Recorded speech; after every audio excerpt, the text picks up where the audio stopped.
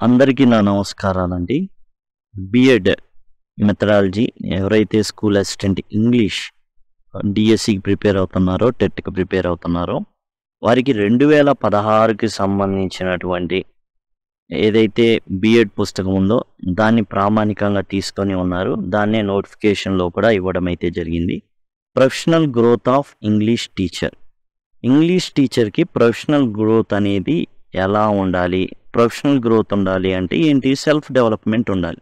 ఈ self development అనేది జరగాలి అంటే ఒక ఇంగ్లీష్ టీచర్ ఏం చేయాలి? దీన్ని మనం ఈ 8th యూనిట్‌లో మనం తెలుసుకోబోతున్నాం. Professional growth of the English teacher. మీరు ఏదైతే ఇప్పుడు చెప్పేది చూస్తున్నారో వాటికి సంబంధించిన పీడిఎఫ్స్ అన్నీ కూడా pcvenglishessay.blogspot.comలో దొరుకుతాయి. అలానే ఏవైతే టెక్స్ట్ బుక్స్ ఉన్నాయి, మెయిన్ పాయింట్స్ అండి. అంటే టెక్స్ట్ బుక్ మొత్తం చదవాలంటే మీకు 10-15 గంటలు పట్టొచ్చు.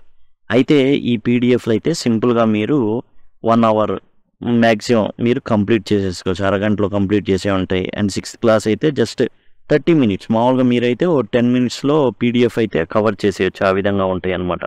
ఈ విధంగా 7th, 8th, 9th, పాతది 10th ఏదైతే ఉందో అవన్నీ కూడా మీకు ఇక్కడ అవైలబుల్గా ఉన్నాయి. అదిగోండి ఇక్కడ. కాబట్టి తర్వాత ఇంగ్లీష్ మెథడాలజీకి సంబంధించిన పీడిఎఫ్ కూడా అందుబాటులో ఉన్నాయి. ఇక professional growth of English teacher. ఈ ప్రొఫెషనల్ గ్రోత్ అంటే ఏంటంటే ఇంగ్లీష్ టీచర్ సెల్ఫ్ డెవలప్ అవ్వాలి. ఇప్పుడు ఉద్యోగం వచ్చినప్పుడు లేకపోతే పని చేస్తున్నప్పుడు ఏ స్టేజ్లో ఉన్నాడో అదే స్టేజ్లో ఉండడం కాదు. అండ్ తాను ఇంప్రూవ్ అవ్వాలి. ఎందుకు అవ్వాలి? తాను ఎక్కువ వెలుగు కనుక ఇస్తుంటే పిల్లలకి ఎక్కువ వెలుగు అనేది అందుతుంది. అంతే కదా. ఎట్లా అయితే ఒక టీచర్ అనేది ఎదుగుతాడో పిల్లలు కూడా ఎదగడం అనేది జరుగుతుంది. ఒక ఉపాధ్యాయుడు ఎదగకుండా అట్లానే స్టేటిక్గా ఉండిపోతే అండ్ పిల్లలు కూడా ఆ స్థాయిలోనే ఉంటారు. టీచర్ గనక ఇంప్రూవ్ అయితే పిల్లలు కూడా ఇంప్రూవ్ అవుతారు. ఈ సెల్ఫ్ డెవలప్మెంట్ అనేది ఆన్ గోయింగ్ ప్రాసెస్ అండి. ఇదేదో ఒకసారి ఉద్యోగం వచ్చినప్పుడు టెట్ పాస్ అయినప్పుడు ఉండే స్థాయిలోనే ఉండిపోతే కుదరదు. Interacting with senior colleagues. అసలు ఒక ఉపాధ్యాయుడు ఎట్లా డెవలప్ అవుతాడు? ముఖ్యంగా ఇంగ్లీష్ ఉపాధ్యాయుడు అంటే సీనియర్ కొలీగ్స్ ఎవరైతే ఉన్నారో వాళ్ళని పీర్స్ అంటాం. అంటే మనం జాబ్లో జాయిన్ అయినప్పుడు లేదా మనం పనిచేసేటప్పుడు మన పక్కన ఉండేటటువంటి సీనియర్ అధ్యాపకులు ఉంటారు. అంటే వాళ్ళకి ఎక్స్పీరియన్స్ ఉంటుంది, అనుభవం ఉంటుంది. ఈ క్లాస్ రూమ్లో పనిచేసిన అనుభవం ఎక్కువగా ఉంటుంది. వీళ్ళని ఇది పీర్ సపోర్ట్ అంటారు. అంటే మనకు చాలా ప్రాబ్లమ్స్ ఉంటాయి. సెల్ఫ్ డెవలప్మెంట్కి ఇది బెస్ట్ మెథడ్ అనమాట. అంటే ఏం నేర్చుకుంటాం వాళ్ళ దగ్గర నుంచే అంటే క్లాస్ రూమ్ని ఎలా మేనేజ్ చేయాలి, పిల్లలతో ఎలా మాట్లాడాలి. మనం జనరల్గా ఇన్ఫార్మల్గా మన ఫ్రెండ్స్తో మాట్లాడుంటాం, ఎట్లా పడితే అట్లా ఉండుంటాం. కానీ పిల్లలతో ఆ విధంగా ఉంటే కుదరదు. ఎందుకంటే పిల్లవాడు అక్కడ మీ దగ్గర నుంచి నేర్చుకోవాలి. ఇదేదో నార్మల్గా బయట మాట్లాడే విధానం అయితే క్లోజ్గా ఉంటాం, ఓకే. కానీ పిల్లవాడు మీ దగ్గర నుంచి నేర్చుకోవాలి అంటే you must be a role model. How to begin your class. అసలు క్లాస్ని ఎలా స్టార్ట్ చేయాలి, హౌ టు యూజ్ యానెక్డోట్స్. కథలు ఎలా చెప్పాలి, ఎప్పుడు చెప్పాలి, ఎంత నిడివితో చెప్పాలి. How to control the class. క్లాసులో మనం ఫ్రెండ్లీగా జోవియల్గా కనుక ఉన్నాం అనుకోండి, ఆ క్లాస్ ఎలా ఉంటుంది? రసాభాసగా ఉంటుంది. ఎలా దాన్ని కంట్రోల్ చేయాలి, ఎలాంటి మార్గదర్శకాలు మనం పాటించాలి, ఇవన్నీ కూడా మనకి పీర్ సపోర్ట్ ద్వారా తెలుస్తాయి. అంటే సీనియర్ కొలీగ్స్ మనతో పంచుకోవడం ద్వారా తెలవడం అయితే జరుగుతుంది. తర్వాత ఎలా డెవలప్ అవుతాడో టీచర్ అంటే టీచర్ డెవలప్మెంట్ గ్రూప్స్. ఏంటి అంటే అంతకుముందు ఈ వాట్సాప్ కానివ్వండి, ఫేస్బుక్ అనేది 2004లో రావడం జరిగింది. ఈ 2004లో రాకముందు ఎట్లా ఉన్నాయి టీచర్ డెవలప్మెంట్ గ్రూప్స్? వాట్సాప్ లేదు, ఏం లేవు. ఎట్లా ఉండేదంటే ఫిజికల్గా ఉండేది. టీచర్ డెవలప్మెంట్కి సంబంధించి ఒక వ్యక్తి ఏం చేసేవాళ్ళంటే ఒక చోట ఒక మీటింగ్ కాంప్లెక్స్ ఉండేవి. అక్కడ ఏం చేసేవాళ్ళు? టీచర్లు గ్యాదర్ అయ్యేవాళ్ళు. ఒక 40 మంది ఉన్నారనుకున్న ఆ మండలంలో వాళ్ళని పిలిచి ఆ రోజు ఏదో కొత్త వినూత్నమైన పద్ధతిని ఒక టీచర్స్ యూనియన్స్ ఉంటాయి, వాళ్ళు కండక్ట్ చేసేవాళ్ళు. ఈ టీచర్ డెవలప్మెంట్ నిష్ణాతుడైన వ్యక్తి, ఒక 30 ఏళ్ల సర్వీస్ ఉన్న వ్యక్తి రకరకాల సలహాలు, సూచనలు, బుక్స్ ఎట్లా మెయింటైన్ చేయడం, ఎలా చెప్పడం, ఇవన్నీ కూడా చెప్పేవాళ్ళు. వీటిని టీచర్ డెవలప్మెంట్ గ్రూప్స్ అనేవాళ్ళు.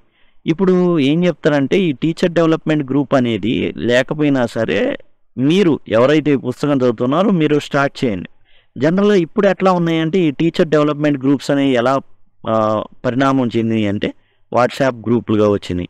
వాట్సాప్ గ్రూప్స్లో ఎవరో బాగా నిష్ణాతులైన వ్యక్తులు ఉంటారు. ఈవెన్ నావిస్ అంటే అప్పుడే ఉద్యోగంలో జాయిన్ అయిన అతను కూడా చాలా అప్డేటెడ్గా ఉన్నట్లయితే అతను కూడా తాను ఏం చేయొచ్చు అంటే తన యొక్క లెర్నింగ్స్ ఏవైతే నేర్చుకున్నాడో వాటిని పంచుకోవచ్చు. యాక్షన్ రీసెర్చ్, ఇది యాక్షన్ రీసెర్చ్ అనేది జనరల్గా ఇది వచ్చేసి 8 పాయింట్స్ ఉంటాయి. దీన్ని ఎలా తీసుకున్నారు అంటే ఇండస్ట్రీకి సంబంధించినటువంటిది ఈ యాక్షన్ రీసెర్చ్ అనేది. దాన్ని తీసుకొచ్చి ఎడ్యుకేషన్లో అప్లై చేయడం జరిగింది. ఇది ఏంటంటే 8 పాయింట్స్ ఉంటాయండి. ఈ 8 పాయింట్స్ ఏంటంటే ముందు ఒక సమస్యని గుర్తించాలి, అసలు సమస్య ఉందనే విషయాన్ని గమనించాలి. ఆ సమస్య ఎందుకు వచ్చింది, ఆ తర్వాత దాని కారణాలేంటి, ఆ సమస్య రావడానికి గల కారణాలేంటి. సపోజ్ ఓ రోగం ఉంది, దాన్ని ఏం చేస్తారు, ఏదో స్కానింగ్ పంపిస్తారు, సిటీ స్కాన్ అంటారు, ఎంఆర్ఐ అంటారు. ఇట్లా ఏం చేస్తారు, ఆ ప్రాబ్లమ్ని గుర్తిస్తారు, తర్వాత ఆ ప్రాబ్లమ్ని అనలైజ్ చేస్తారు. అలానే మన క్లాస్ రూమ్లో వచ్చిన సమస్యను కూడా విశ్లేషిస్తాం. విశ్లేషించి ఏం చేస్తామంటే దానికి కారణాలేంటి, అప్పుడు ఏం చేస్తామంటే ఒక టెస్ట్ చేస్తాం. ఎందుకని, ఆ ప్రాబ్లం నిజంగా ఉందా లేదా అని మరలా ఒకసారి వెరిఫై చేసుకుంటాం, మనం ఏదైతే మందు వాడాలనుకుంటున్నామో దానికన్నా ముందు. అప్పుడు యాక్షన్ ప్రోగ్రామ్ అనేది స్టార్ట్ చేస్తాం. కన్ఫామ్ అయితే మనకేంటంటే ఏ డోసులో ఇవ్వాలి. అలానే మన క్లాస్ రూమ్లో ప్రాబ్లం అయినప్పుడు ఒకసారి ఆ ప్రాబ్లం ఎందుకు జనరేట్ అవుతుందో కన్ఫర్మ్ చేసుకుంటాం. అంటే ఇండిసిప్లిన్గా ఉన్నారు, దానికి కారణం ఏంటి, నిజంగా ఇండిసిప్లిన్ ఉందా మనకు తెలుస్తుందా, దానికి కారణాలు ఏంటి ఒకసారి చెక్ చేసుకుంటాం. ఇండిసిప్లిన్ ఉంది, ఇక యాక్షన్ ప్రోగ్రామ్ స్టార్ట్ చేస్తాం. ఎందుకంటే కారణాలు తెలుసు కదా, మన వైపు నుండి ఉన్న ప్రాబ్లమ్స్ లేదా పిల్లల వైపు ఉన్నటువంటి ప్రాబ్లమ్స్, వాటిని సరిచేయడానికి మన ప్రణాళికని ఇంప్లిమెంట్ చేస్తాం. ఇంప్లిమెంట్ చేసిన తర్వాత మరలా ఒకసారి టెస్ట్ చేసుకుంటాం, ఈ ఇండిసిప్లిన్ అనేది ఉందా లేదా ఏంటనేది, నిజంగా ఆ ప్రాబ్లం అనేది ఇంకా ఉందా అనేసి. లేదనుకోండి and we write A report and share it with friends, success అయ్యాను నేను అనేసి. అండ్ మరలా ఇంకో యాక్షన్ ప్లాన్లోకి దిగుతాం. మనిషి బ్రతికున్నంతసేపు ఏదో ఒక ప్రాబ్లం ఉంటానే ఉంటుంది. ఎనీ ప్రాబ్లం లేకుండా మనిషికి ఉండదన్నమాట. ఒకవేళ ప్రాబ్లం లేకపోతే మనిషి కొని తెచ్చుకుంటాడు అనమాట.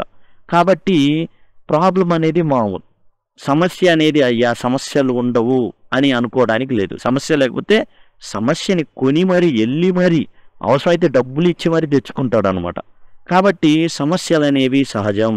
సమస్య లేకపోతే, ఈ ప్రాబ్లం లేకపోతే నా జీవితం బాగుండేది, ఇలా ఏం ఉండదు, లేకపోతే ఇంకో 100 ప్రాబ్లమ్స్ తెచ్చుకునేవాళ్ళం.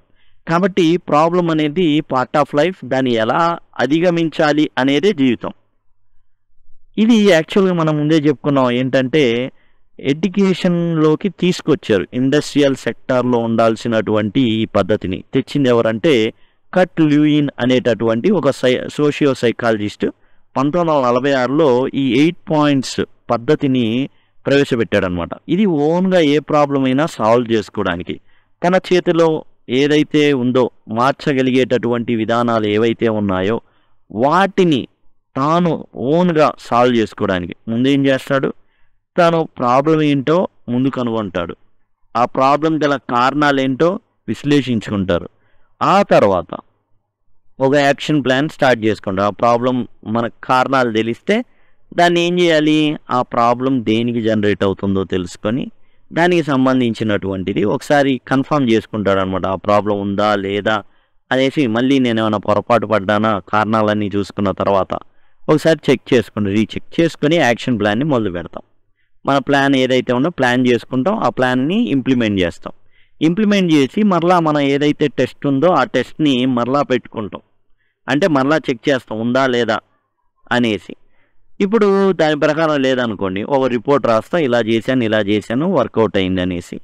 అండ్ ఇంకో ప్రాబ్లంకి యాక్షన్ ప్లాన్ రాసుకుంటాం. ఈ రకంగా 8 points action plan, action research అంటారు దీన్ని. అండ్ ఈ యాక్షన్ రీసెర్చ్ ఎవరైతే టీచర్ ఎక్కువగా పాటిస్తున్నారో వాళ్ళు చాలా సక్సెస్ఫుల్ అవ్వడం అయితే జరిగింది. ఇది సిక్లికల్ కంటిన్యూస్ ప్రాసెస్, ఇదేదో ఒకసారి చేసాం అయిపోయింది లైఫ్ టైంలో 1 టైం అన్నది కాదనమాట. 1 టైం ఎంగేజ్మెంట్ అయితే మాత్రం కాదు.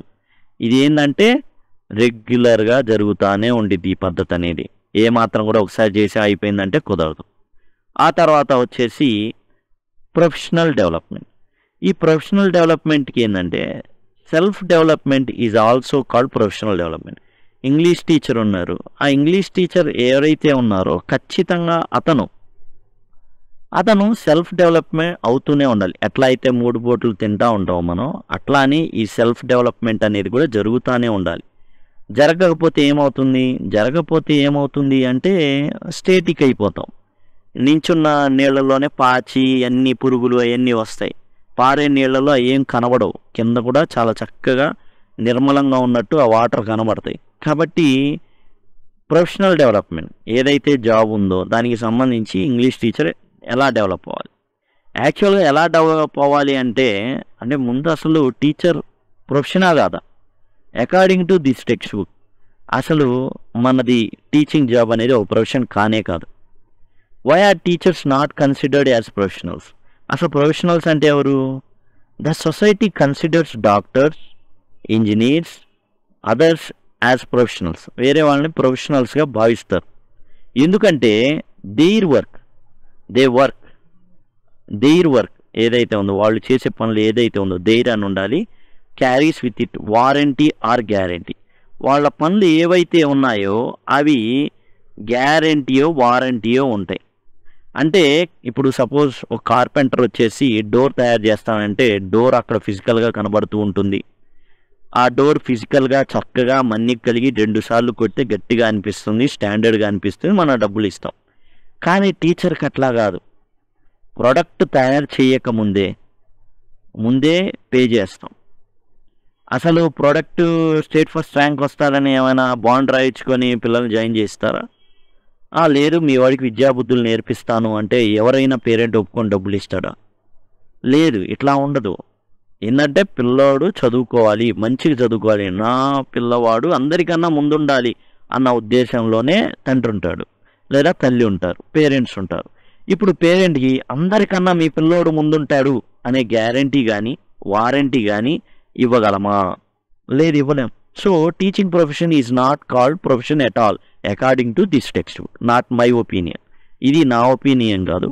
టెక్స్ట్ బుక్ ప్రకారం 2016 అకాడమిక్ టెక్స్ట్ బుక్ ప్రకారం teaching profession is not profession at all. Why? Because it does not ensure any guarantee or warranty. ఓ ఫ్యాన్ కొన్నాము అంటే దానికి గ్యారంటీ ఇస్తాడు. ఏం ఇస్తాడు? ఇన్నాళ్ల పాటు పనిచేస్తుందని గ్యారంటీ ఉంటుంది, వారంటీ ఇస్తారు, ఇలాంటివి ఉంటాయి. అయితే వారంటీ అనేది ఇవ్వడం అయితే జరుగుతుంది జనరల్గా. ఒక ఎలక్ట్రీషియన్ వచ్చాడు, బాగు చేసి వెళ్ళాడు, పని చేస్తుంది అంటే ఆ వర్క్కి ఒక గ్యారంటీ ఉంది. మరి టీచింగ్ ప్రొఫెషన్కి అలా ఉందా అంటే ఈ టెక్స్ట్ బుక్ ప్రకారం లేదంటున్నారు. Teachers job doesn't carry such warranty Nar it can be done. అలా ఇవ్వడం కూడా కుదరదు. కానీ రైట్ టు ఎడ్యుకేషన్ ఉంది. దాని ప్రకారం ఏంటంటే పిల్లవాడికి చదువు చెప్పాలి. We do not work with material. యాక్చువల్గా ఎందుకు గ్యారంటీ లేదు ఈ ఎడ్యుకేషన్కి సంబంధించి అంటే మనం వస్తువులతో కాదు పనిచేసేది. We're not working with material, we work with children's learning behaviour. ప్రవర్తనకి సంబంధించింది. ఓ డాక్టర్ ఉన్నాడు, ఆపరేషన్ చేస్తాడు, ఓకే. కానీ we're dealing with behaviour. Change in behaviour is learning. కాబట్టి this cannot carry a warranty. కాబట్టి ఒక వారంటీ గ్యారంటీ అనేది మనం ఇవ్వలేం. మీ పిల్లవాడు 360 degrees డెవలప్ అయి వస్తాడు అని చెప్పగలుగుతారు, కానీ మౌఖికంగా ఆల్రౌండ్ డెవలప్మెంట్ అనేది జరుగుతారని పేపర్ మీద రాసి బాండ్ మీద ఇవ్వలేరు. బట్ యాన్ ఎలక్ట్రీషియన్ ఆర్ ఏదైనా మెటీరియల్ అమ్మే వ్యక్తి ఆ గ్యారంటీని రిటర్న్గా ఇస్తాడు. 2 ఏళ్ల పాటు వర్క్ చేస్తుంది, వర్క్ చేయకపోతే నా దగ్గరికి రండి, నేను కొత్తది ఇస్తా. దేర్ ఆర్ ఫ్యూ థింగ్స్, లేదా బాగు చేసైనా ఇస్తా. There are few things that we can adapt in a work to make us professional. అయితే టీచింగ్ని, ప్రొఫెషన్ని ఏం చేయొచ్చు? ప్రొఫెషన్గా మనం మార్చుకోవచ్చు. ఎలా? మనం కూడా టూల్స్ ఉన్నాయి మనకు కూడా, పిల్లలు కాదు tools. Text books, TLM, techniques, ఇవన్నీ కూడా టూల్స్ అన్నమాట. ఈ టూల్స్ అన్నిటినీ కూడా మనం ఏం చేయాలంటే ప్రాపర్గా వాడే విధంగా మనం ట్రైన్ అప్ అవ్వాలి. పంక్చువాలిటీ ఉండాలి. మన నాలెడ్జ్ని ఎప్పటికప్పుడు అప్డేట్ చేసుకోవాలి. ఒక లాయర్ ఉంటే తన నాలెడ్జ్ని ఎప్పుడు అప్డేట్ చేసుకోవాలి. సాఫ్ట్వేర్ ఉంటే ఎప్పుడు అప్డేట్స్ వస్తూ ఉంటాయి. ఆండ్రాయిడ్ చూడండి 14 or 15 జరుగుతుంది. అది 3rd నుంచి 4th నుంచి మారుకుంటూ వస్తుంది. అలా మారుతున్న సమాజంలో ఒక టీచర్ కూడా ఎలా ఉండాలంటే మారుతూ ఉండాలి. కొత్త కొత్త బోధనా పద్ధతుల్ని తాను తీసుకోవాలి, తనలోకి తీసుకొని క్లాస్ రూమ్లో ప్రవేశపెట్టగలగాలి. నేను ఎప్పుడో 30 ఏళ్ల క్రితం మా మాస్టర్ గారు చాక్ అండ్ టాక్ మెథడ్లో బోధించారు కాబట్టి నేను కూడా ఒక చాక్ పీస్ తీసుకొని బోర్డు మీద రాస్తాను, అలానే చెప్తాను, టీచర్ సెంటర్డ్ మెథడ్లోనే ఉంటాను అంటే కుదరదు. నేషనల్ కరిక్యులం ఫ్రేమ్వర్క్ ఏం చెప్పింది? లెర్నర్ సెంటర్డ్ అప్రోచ్ని పాటించాలని చెప్పింది. దాని ప్రకారం పిల్లవాడే క్లాస్కి వచ్చేసి హీరో, తాను మాత్రమే మాట్లాడాలి. జనరల్గా టీచర్ స్టూడెంట్ ఇంటరాక్షన్ మాత్రమే ఉండాలని ఒక 10-15 ఏళ్ల క్రితం చెప్పుకున్నది NCF 2005. ఆ తర్వాత వచ్చినవి మనం గనక జాగ్రత్తగా గమనించినట్లయితే there should be interaction among students in the class room. English class room should not be silent, it should be noisy, then and only it is productive and pregnant with future అనేసి చెప్పడం జరిగింది. ఆ పదం కూడా వాడారు ఈ text బుక్లో. ఏదైతే నాయిసీగా ఉన్న ఇంగ్లీష్ క్లాస్ రూమే కరెక్ట్ క్లాస్ రూమ్ అనేసి చెప్పడం ఈ టెక్స్ట్ బుక్ వంతైంది. పాత మెథడాలజీస్కి కొత్త మెథడాలజీస్కి తేడా అంటే ఇదే. పిల్లలు మాట్లాడుకోవాలి. Communication language teaching, communicative language teaching, CLT. ఈ CLT ప్రకారం ఏంటంటే పిల్లవాడు ఇంటరాక్ట్ అవ్వాలి. పెయిర్ యాక్టివిటీ, గ్రూప్ యాక్టివిటీ అనేవి వచ్చినాయి. ఇవన్నీ కొత్త విధానాలు. అరే నేను ఇప్పటికే లీడర్, నేనే క్లాస్ రూమ్ని నడిపిస్తా అంటే కుదరదు. Teacher is just a facilitator and proper preparation is needed. అంటే ఏంది? ఒక పీరియడ్కి మనం వెళ్తున్నాం అంటే ముందుగానే అన్నీ సిద్ధం చేసుకొని వెళ్ళాలి. టెక్స్ట్ బుక్ కానివ్వండి, అండ్ హ్యాండ్ బుక్ కానివ్వండి, మాన్యువల్ కానివ్వండి, ఏదైతే మనకు అవసరం అవన్నీ సిద్ధంగా ఉంచుకోవాలి.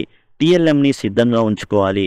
అండ్ ఏ పద్ధతిలో చెప్పబోతున్నామో ముందుగానే రెడీగా ఉండాలి. అంతేగాని ఏ పద్ధతి పడితే ఆ పద్ధతి చెప్పేసి ఏ పద్ధతి మీరు వాడుతున్నారంటే ఐఆమ్ యూజింగ్ ఎక్లెక్టిక్ అప్రోచ్ అని చెప్పకూడదు. Eclectic approach is approach which takes all methods, techniques, approaches in it. కాబట్టి ఎక్లెక్టిక్ మెథడ్లో ఏ మెథడ్ అయినా తీసుకోవచ్చు, ఎలా అయినా చెప్పొచ్చు అంటే కుదరదు.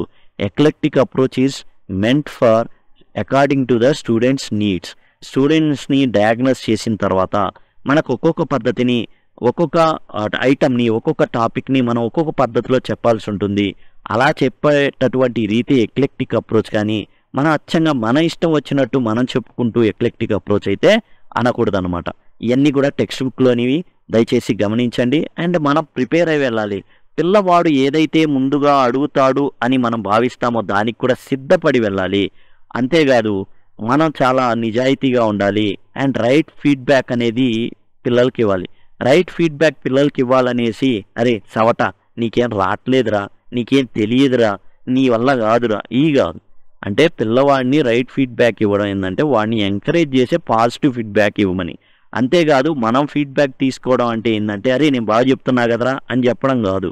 మనం ప్రశ్నలు అడిగి దానికి సమాధానాలు వస్తుంటే అప్పుడు that is the feedback we're getting. అంతే తప్ప teacher getting feedback is nothing but sir is saying very nice and teacher is saying very nice, ఇది కాదు ఫీడ్బ్యాక్ అంటే. When you ask some question, మీరు ఒక ప్రశ్న అడిగినప్పుడు and you get the answer, అప్పుడు then you are getting correct feedback అని అర్థం.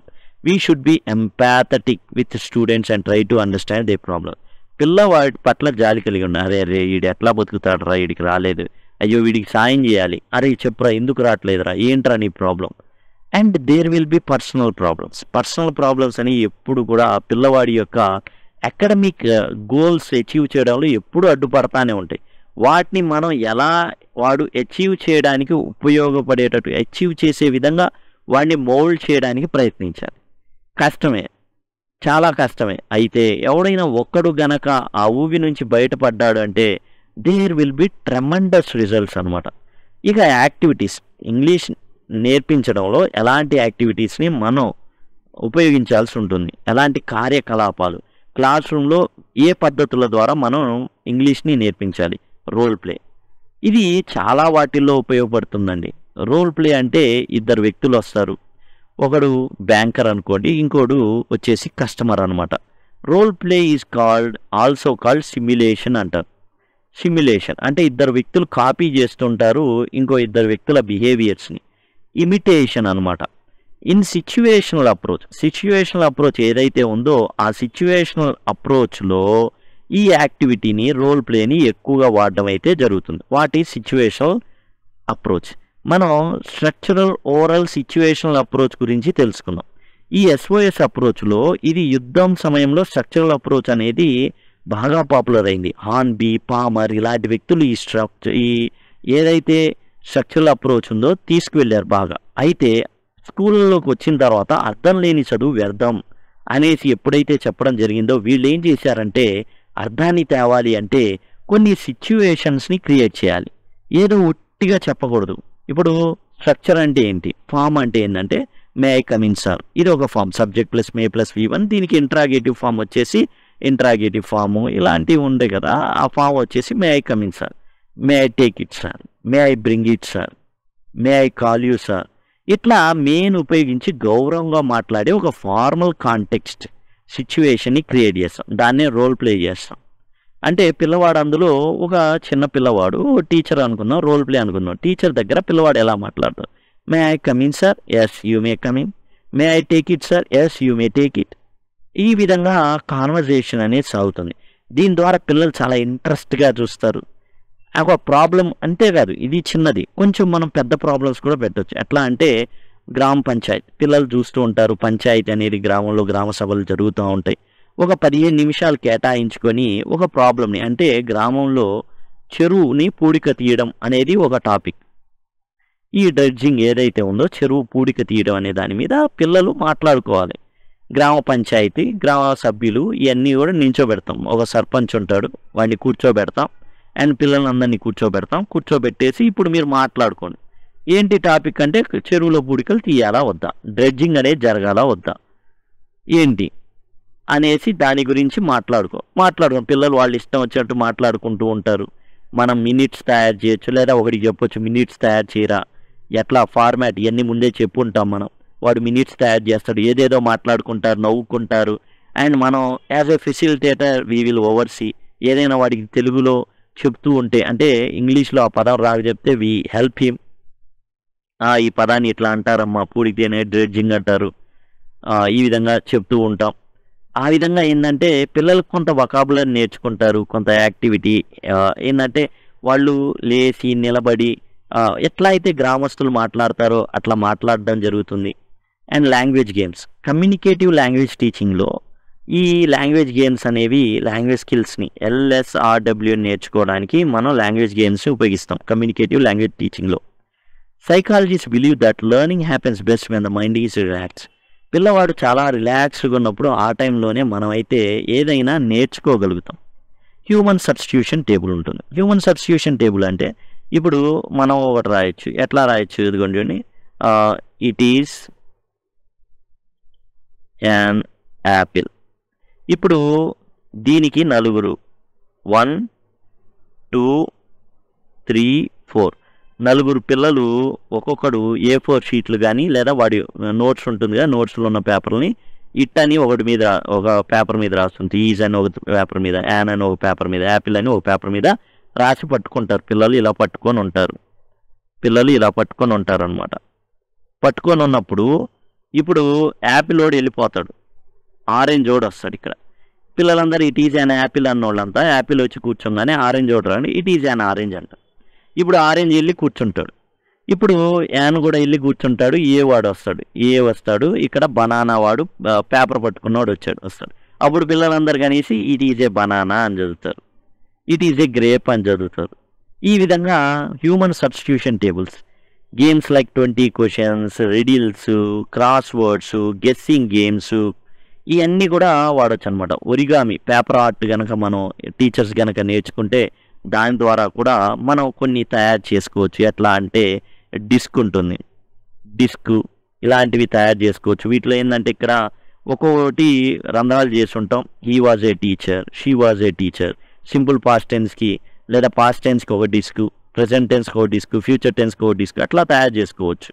ఇప్పుడు కొన్ని రిడిల్స్ కూడా అడగవచ్చు. ఒక ఆమె 1925లో జన్మించింది, అదే ఆమె 1925లో మరణించింది, కానీ ఆమె చనిపోయిన నాటికి ఆమె వయసు 22 ఏళ్ళు. ఎలా చెప్తాం, ఇంగ్లీష్లో చెప్తాం. Okay, once there was a woman, she was born in 1925 and she died in 1925, but her age when her death happens or she died at the age of 22, how come అని అడిగినప్పుడు they begin to think and all the class room is engage, how can that B?